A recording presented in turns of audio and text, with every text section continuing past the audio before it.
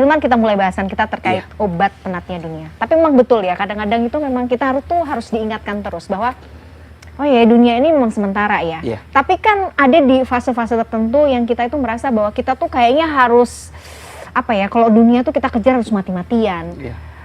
Kerja tuh juga harus yang pokoknya memang pagi ketemu pagi lagi.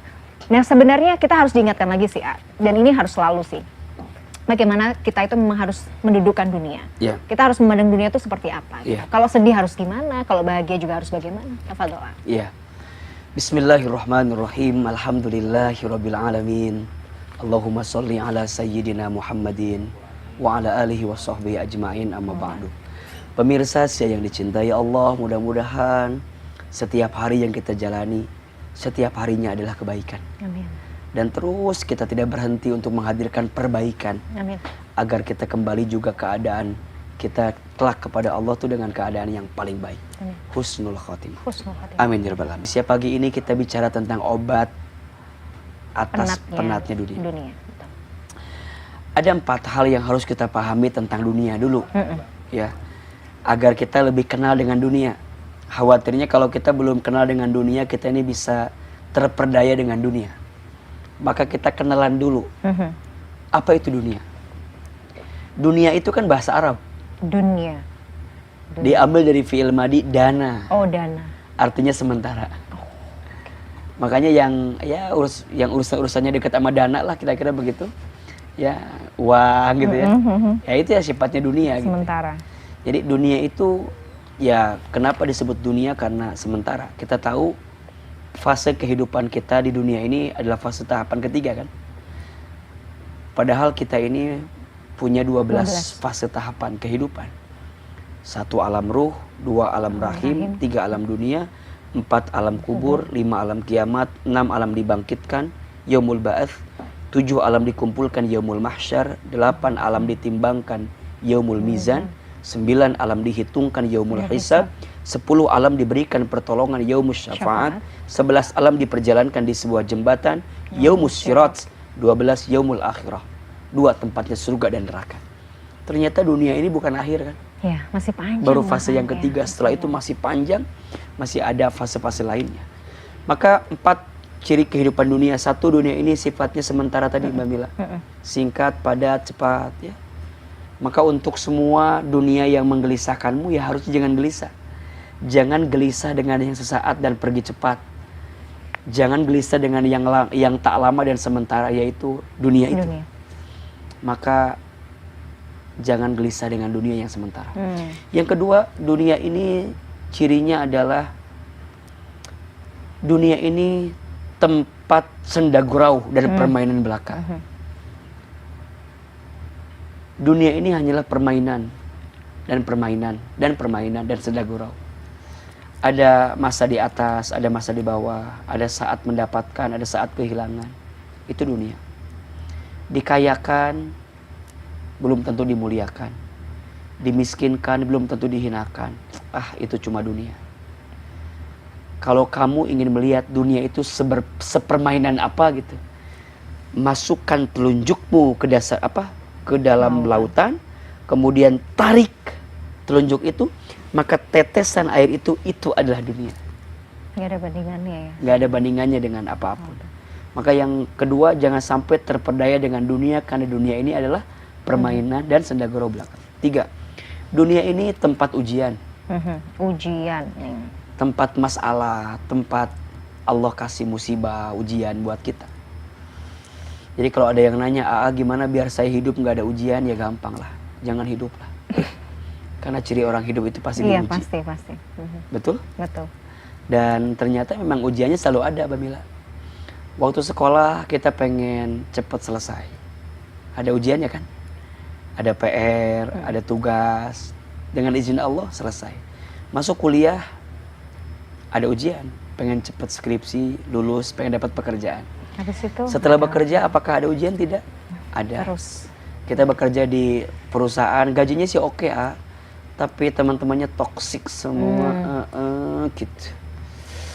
Oke, lingkungannya bagus lingkungannya, tapi gajinya nggak pas gitu. Aduh. Jadi ujian. kayaknya sendiri tuh lagi kerja nggak pas gitu, pengen dapat jodoh, pengen punya pasangan. Nikahlah. Ada ujian nggak? Ada. Setelah menikah ujian tambah dikit apa tambah banyak? Bukan main. Bukankah dulu kita bilang, saya jadi pengen nikah aja biar bahagia. Sorry, habis nikah tuh bukan tambah bahagia kadang-kadang. Tapi nanti gara-gara ini jadi pada nggak mau nikah lagi.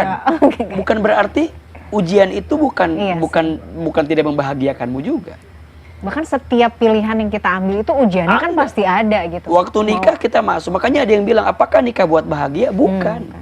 Nikah itu buat berkah. Okay. Maka satu kali ada seorang sahabat menikah, datang sahabat lain mendoakan, birrofa'i wal banin, semoga engkau bahagia dan banyak anak. Itu doanya. Apa kata sahabat tersebut? Jangan mendoakan aku seperti itu, karena Nabi tidak mengajarkan aku doa seperti itu. Apa doanya? Barakallahu laka wa baraka alaika wa jama'a bainakum fi khair. Semoga Allah berikan keberkahan untukmu, dan Allah memberikan keberkahan untukmu, dan semoga Allah kumpulkan kalian yang berdua dalam kebaikan. Jadi bahagia itu bukan ukuran keberkahan. Bukan ukuran orang yang punya harta banyak itu berkah, belum tentu. Kalau hartanya tidak menjadikan dia dekat taat ke Allah, istidraj namanya. Setuju. Ya. Kalau dengan punya pasangan di rumah tangga membuat kita malah jauh dari Allah, istidraj berarti namanya. Berarti ukurannya ini ujian semua nih, ujian. Maka jangan anggap ujian tuh yang menyedihkan saja. Yang menyenangkan pun juga ada ujian. Nah, puncaknya dunia ini tempatnya ibadah. Wa ma khalaqtul jinna wal insa illa liya'budun, dan tidak aku ciptakan jin dan manusia kecuali untuk beribadah. 4. Dunia ini waktunya sementara. 2. Tempat dunia ini gurau. Permainan senda gurau belaka. 3. Tempat ujian. 4. Tempatnya ibadah.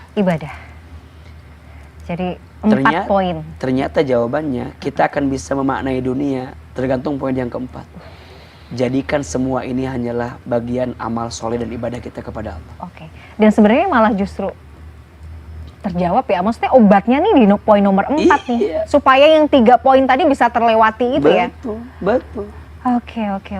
Nah, kadang kalau kemudian kita justru melihat dunia itu bukan sebagai poin nomor 4 gitu ya, bukan sebagai tempatnya ibadah, itu sebenarnya justru menjadi akar dan muasal dari kepenatan kita ya. Betul. Makanya apapun yang terjadi dengan urusan duniamu, jadikan sebagai ladang ibadahmu. Dikasih pasangan yang soleh, berarti apa? Ujiannya ujian syukur. Dikasih pasangan yang kurang soleh, berarti ujiannya ujian sabar. Boleh jadi kita masuk surga gara-gara sabar punya pasangan yang tidak soleh itu.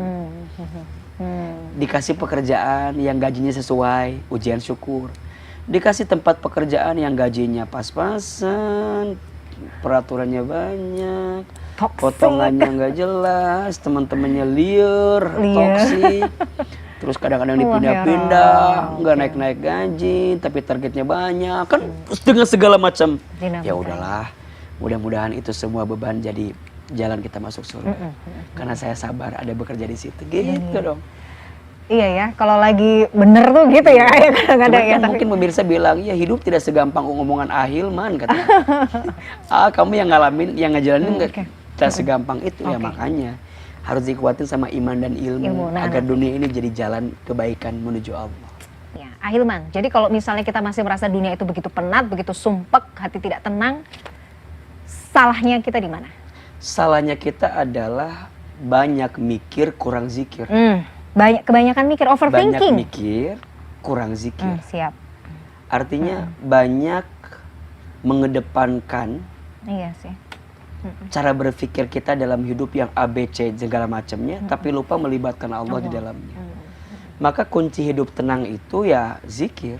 Surat Ar-Ra'd ayat 28. Ala bizikrillahi tatma'innul qulub. Ingatlah, hanya dengan berzikir kepada Allah hati menjadi tenang. Artinya sekarang kalau kita ngerasa dunia ini terasa berat banget, ya boleh jadi karena banyak mikir, kurang zikir. Harusnya jika zikirnya dikedepankan akan membuat kita jadi lebih tenang aja dengan dunia sih. Nah, tinggal bagaimana cara kita memahami zikirnya gitu. Nah, zikir itu kalau saya pahami ada 3, Mbak Mila. 1, mengingat Allah. 2, menyebut nama Allah. Dan yang ketiga, mendekat kepada Allah. Mbak Mila, kalau sedang disakiti sama orang, yang diingat Allahnya atau orang yang nyakitin kitanya? Mohon maaf nih, mohon maaf. Yang pertama pasti saya ingat orangnya. Kadang baru ingetnya tuh baru belakangan, ya Allah kenapa gini banget misalnya kayak gitu. Mbak Mila kehilangan barang yang disayang. Yang diingat Allahnya atau barang yang disayangnya? Awal-awal sih pasti itu sih. Nah, banyak mikir, kurang zikir. Padahal harusnya kita paham ya, tidak ada yang terjadi dalam hidup ini kecuali semua atas izin siapa? Izin Allah. Tapi kan bab itu susah. Pasti di awalnya kita kenapa hilang? Kenapa? Belinya susah, pasti apa ini, gitu. Ini itu. Sampai kata, oh iya ini milik Allah, akan kembali kepada Allah. Makanya hidup itu yang paling tenang mah tukang parkir. Kok bisa? Ya coba aja, tukang parkir tuh motor mobilnya banyak ya. Tapi ketika motor mobilnya pergi tuh nggak pernah nangis tuh. Iya, karena merasa emang bukan milik dia.